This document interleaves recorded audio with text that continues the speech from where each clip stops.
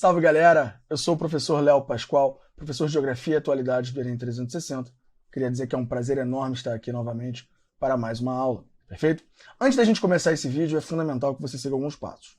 O primeiro deles é curtir o nosso conteúdo. O segundo é comentar, trazer a sua opinião, trazer as suas dúvidas. E também compartilhar esse conteúdo com o máximo de pessoas que você puder. Vamos criar aí uma rede do bem de estudos para a prova do Enem 2020. Também é fundamental que você se inscreva no nosso canal e ative o sininho para ter acesso ao conteúdo diário do Enem 360, a maior e mais completa plataforma de estudos para o Enem, gratuita, disponível aí no YouTube, certo? Então vamos lá, galera. Vamos apresentar aí um dos temas que mais caíram nos últimos 5 anos em Geografia na prova do Enem. Esse tema é revoluções industriais. E essa questão é a questão 38 de 2015, do caderno azul, que é o nosso caderno base para a resolução de questões, perfeito? Então vamos ao texto, né? Uma questão que caiu aí em 9 das 90 questões que apareceram na prova nos últimos 5 anos. Isso corresponde a 10% das últimas provas. Fala o seguinte, o texto. Um carro esportivo é financiado pelo Japão, projetado na Itália e montado em Indiana, México e França, usando os mais avançados componentes eletrônicos que foram inventados em Nova Jersey e fabricados na Coreia. A campanha publicitária é desenvolvida na Inglaterra, filmada no Canadá, a edição e as cópias feitas em Nova York para serem veiculadas no mundo todo. Teias globais disfarçam-se com o uniforme nacional que lhes for mais conveniente. Então tem alguns elementos do texto que deixam muito claro, né, em qual revolução se insere esse processo de produção. Ele fala de uso de tecnologia, ele fala em desconcentração da produção, da atividade de produção, da atividade industrial, e ele fala também de teias globais. Então a gente está falando de um contexto de terceira revolução industrial, a chamada revolução TCI, né? A revolução do meio técnico, científico e também do meio informacional. É a chamada revolução tecnológica, a revolução da informática, da microeletrônica, da biotecnologia, né? Do setor aeroespacial. Então é uma revolução que, de fato, traz muitas novidades no campo das informações, dos transportes e da tecnologia. Perfeito? Galera, é fundamental que a gente entenda a diferenciação entre os modelos de produção, seja ele o modelo de produção vigente na terceira revolução ou o modelo anterior a essa terceira revolução, o modelo comum à segunda revolução. Então a gente tem aí uma tabela que traz a diferença entre esses modelos, apontando o modelo taylorista-fordista e o modelo pós-fordista, toyotista ou de acumulação flexível pertinente à terceira revolução. Perfeito?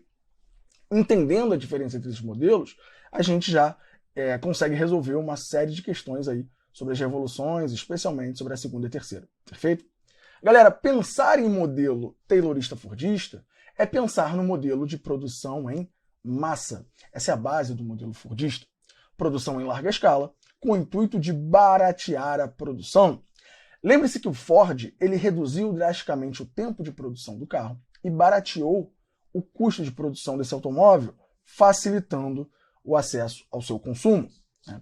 Diferentemente do modelo pós-fordista ou toyotista, que é um modelo que ascende nos anos 70 do século XX e que é desenvolvido pela empresa Toyota, né, como o nome já remete.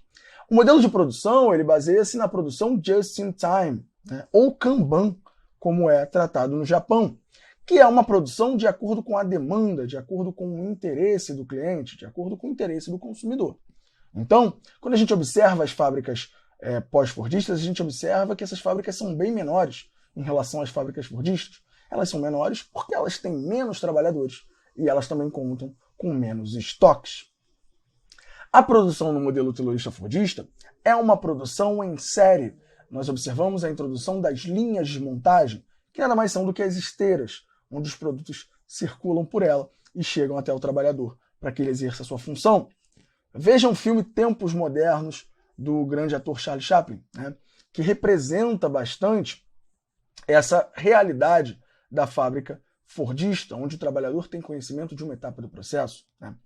Já na fábrica pós-fordista, há a introdução da tecnologia propriamente, né, no sentido de introduzir máquinas e robôs ao processo produtivo. Pensa comigo, se eu tenho o uso de máquinas e robôs, eu vou ter menos mão de obra trabalhando diretamente nessa fábrica. Então, eu posso entender que essa mão de obra na fábrica é menos numerosa e ela é substituída pelas máquinas, o que a gente chama de desemprego estrutural. Perfeito? O produto no modelo Fordista é um produto padronizado, né? O Ford tinha uma célebre frase, né, que virou frase de para-choque de caminhão, que ele dizia o seguinte: o cliente pode ter o carro da cor que quiser, desde que seja preto.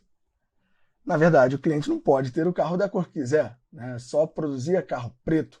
Isso era uma forma de baratear o custo de produção, né? Então, o consumidor não tem escolha do produto que ele vai ter. Diferentemente do modelo pós-fordista, onde o produto é flexibilizado, a produção é customizada de acordo com o interesse do consumidor. Se eu quiser ter um carro azul com bolinhas amarelas, eu tenho essa oportunidade. A questão é que eu vou pagar caro por isso, né? É um produto que vai ser produzido de acordo com o meu interesse. E, obviamente, não vai contar a presença desse produto no estoque, em larga escala. O trabalhador é um trabalhador alienado, como nós falamos. Alienado porque ele tem conhecimento de uma etapa do processo produtivo.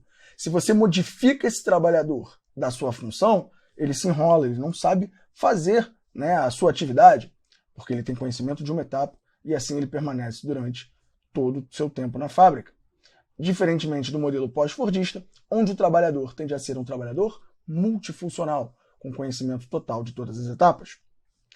A lógica baseada no modelo taylorista-fordista é a lógica das economias de aglomeração. Indústria atrai indústria, diferente do modelo pós-fordista, onde a ideia é a desconcentração industrial. A indústria vai buscar aquilo que mais lhe convém, em termos de mão de obra, matéria-prima ou o que for mais apropriado a ela. Perfeito? Agora a gente já tem subsídios para resolver a questão. A questão fala o seguinte: a viabilidade do processo de produção ilustrado pelo texto pressupõe o uso de letra A, linhas de montagem, formação de estoques. A gente viu que é uma característica do modelo taylorista-fordista. Empresas burocráticas e mão de obra barata, isso também é característica do modelo fordista, né? Mão de obra barata com uma empresa burocrática, com participação estatal. Controle do Estado também é uma característica comum à segunda revolução, é o modelo fordista, uma maior participação do Estado. No modelo pós-fordista, a gente tem um contexto de expansão do neoliberalismo, onde o Estado é essencialmente mínimo, onde a participação do setor privado é maior. Organização em rede em tecnologia de informação, produção global com acesso à tecnologia de informação. Gestão centralizada, protecionismo econômico, não, isso é uma característica também da lógica fordista. Perfeito? Gabarito letra D, e eu espero você na questão sobre a atualidade. Vamos lá, galera. A questão sobre a atualidade, ela trata um tema relacionado à geopolítica, que aborda aí, né, apareceu nas últimas provas, nos últimos 5 anos, 10 questões das 90 que caíram nessas provas. Isso equivale a 11,1% das provas. Perfeito?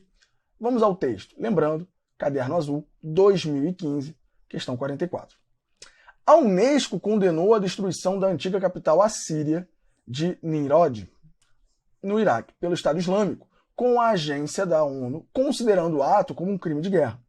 O grupo iniciou um processo de demolição em vários sítios arqueológicos em uma área reconhecida como um dos berços da civilização.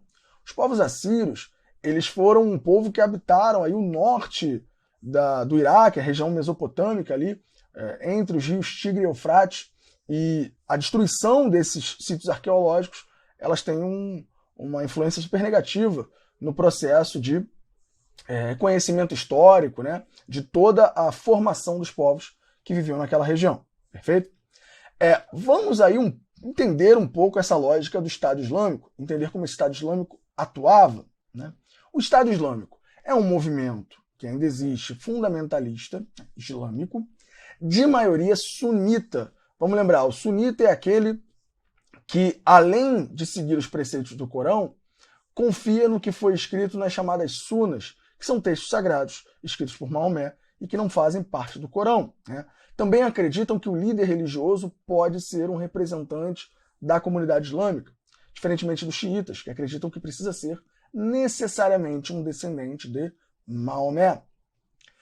O Estado Islâmico também, ele surge em 2004 no contexto da invasão ao Iraque. Lembra? A invasão acontece em 2003 e, naquele momento, Saddam Hussein é o presidente do país, Saddam Hussein sunita. Então os sunitas possuíam, de fato, um poder né, frente ao governo iraquiano, que foi destituído com a entrada dos Estados Unidos, a invasão, a prisão e a morte de Saddam Hussein. Então, o Estado Islâmico surge ali em 2004, no Iraque, como uma dissidência da Al-Qaeda.